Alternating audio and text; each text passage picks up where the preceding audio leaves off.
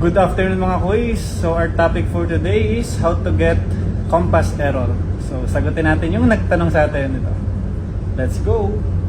So yan, after natin ma-sight, kunin agad natin yung details niya. 36 degrees, 41.2 north, 000 degrees, 04.8 east, tapos yung GMT niya. So kanina, habang kinuha natin yung site, nakuha naman natin. So yung position naman yan, north and east naman yan, hindi man yan basta-basta magbabago within 10 seconds. Kita nyo naman. So ito, na-take na natin yung UTC kanina. So let's go. Then kailangan natin yung heading 261. Siyempre kailangan din natin yung compass heading nya. So yan, sulat natin.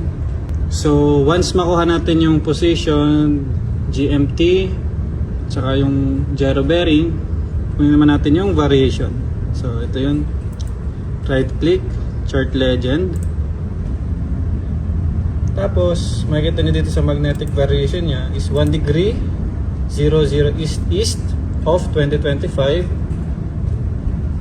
Tapos annual change to, itong nakaparenthesis annual change 7 minutes east. So meaning annual 2026 minus 2025, 2026 minus 2025. So 1 year times 7 times 1. So 7 minutes pa rin. I-divide natin sa 60 para malaman natin yung seconds niya. 0.116. 0.116 plus natin sa actual niya ngayon 1.0. 1.0 plus 0.116 equals. So, yung magnetic variation natin sa lugar na to is 1.116. So, pwede natin siyang sabihin na 1.1. So, yung nautical almanac pala natin sa onboard is digital na. So, pinilin na lang natin siya gamit itong Charting Publication Wardzilla. So, isulat na natin lahat ng details. So, today is 03 Feb 2026. Yung nakuha nating time 13 hours 55 minutes 02 seconds. Latitude 36 degrees 41.2 north. Longitude equals 000 04.8 east. Gyro heading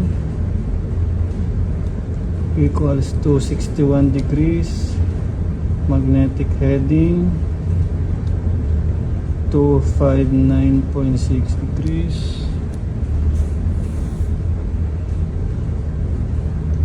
Variation 1.1 east. Tapos yung site natin kanina is gyro bearing equals 208.7. So after nyan, kunin natin yung sun February 3, 1300. So GHA is equal to 11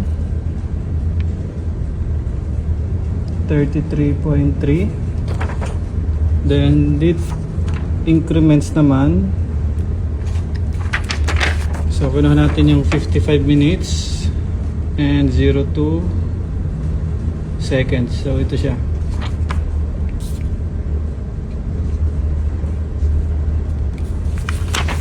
(13:45.5). So ito always plus to. So 8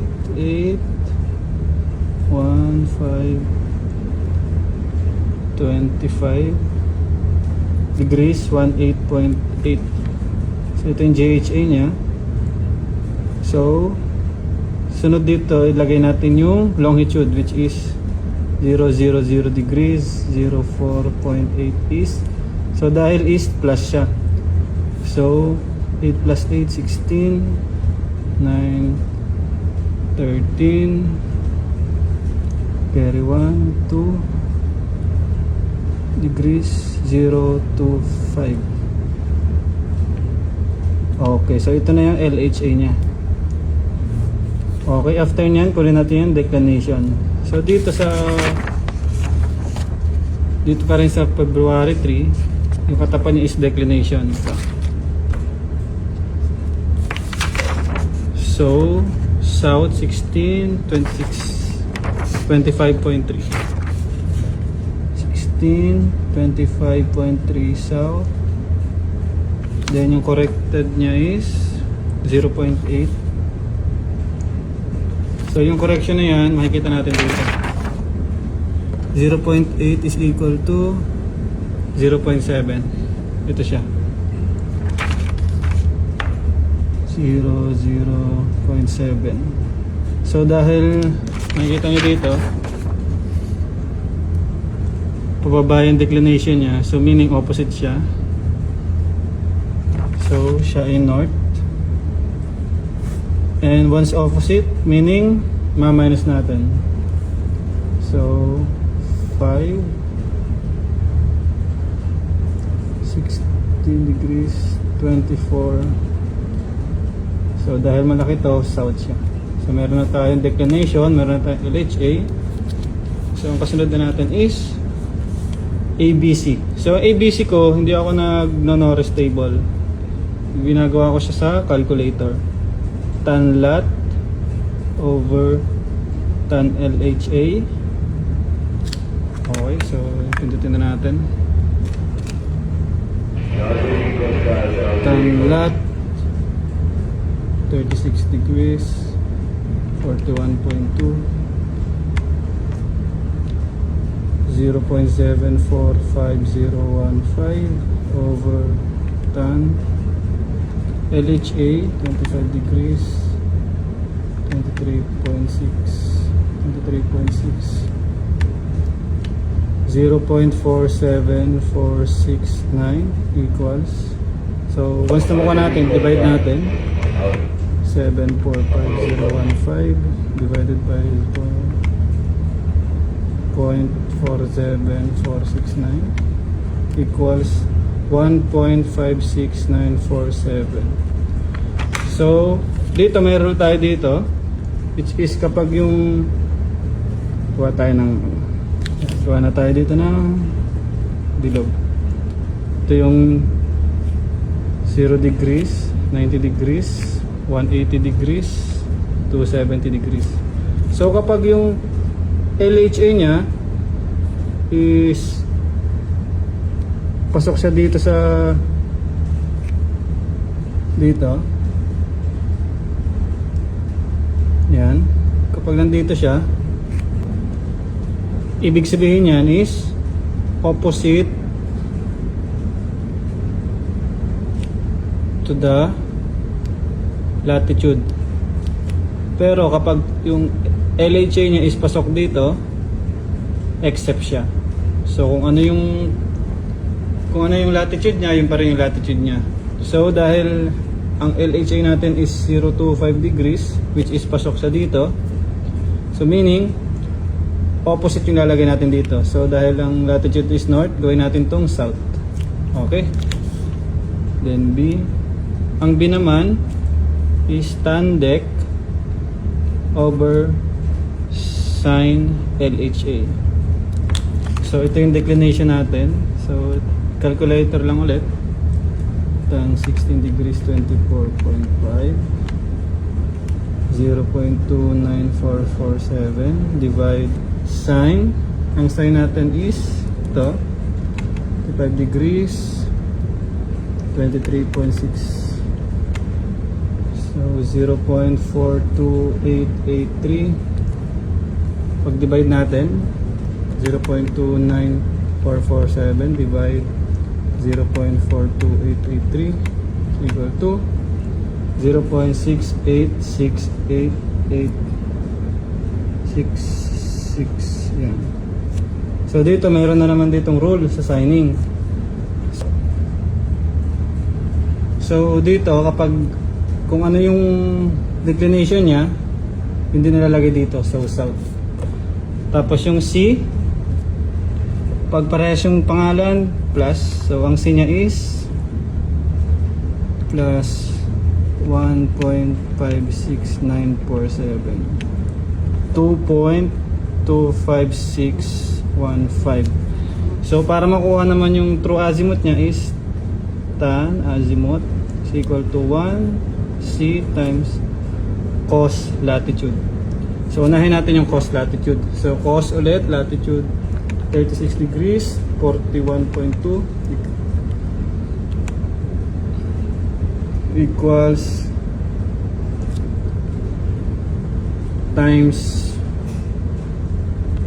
C, ito yung C, 2.25615 equals 180923, then 1 divided by answer. So ito yung sagot niya, 0.5527183. So para makuha yung true azimuth, shift tan answer equals 28.93023. So ang naming niya is, dahil south siya, south pa rin siya.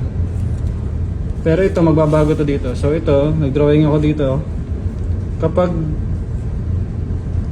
yung value niya is pasok dito sa dito,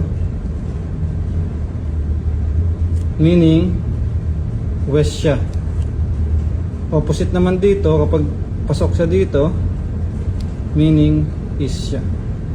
So dahil yung LHA natin is ito, so pasok siya dito. So ang value niya is southwest.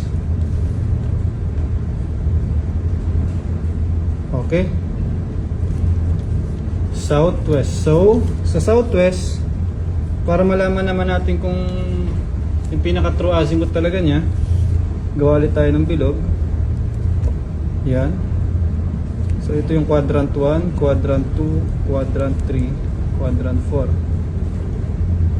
So kapag nasa ito north, south, east, west. So dahil nasa southwest siya, quadrant 3 siya, which is mirror tayo. Dito kapag nandito ka, same course. Dito 180 minus your course.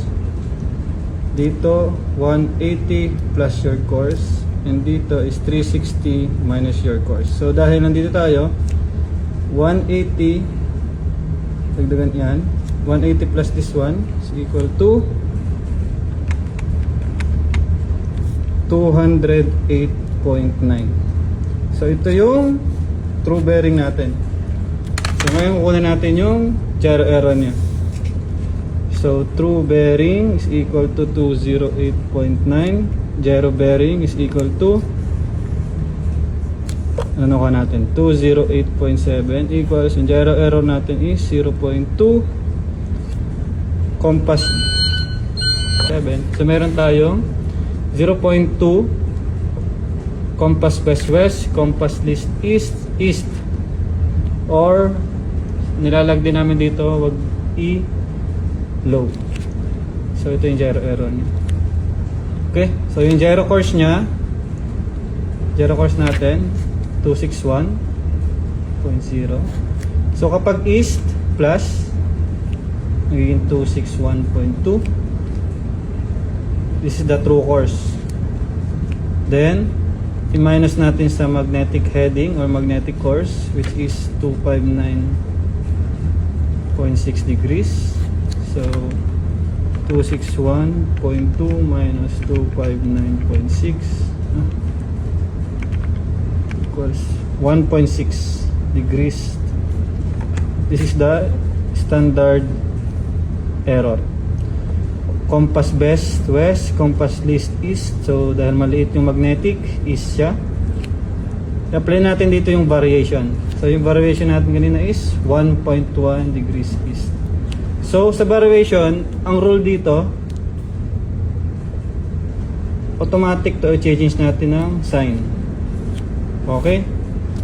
So dahil nag-iba siya ng sign, i-minus natin siya. Different name.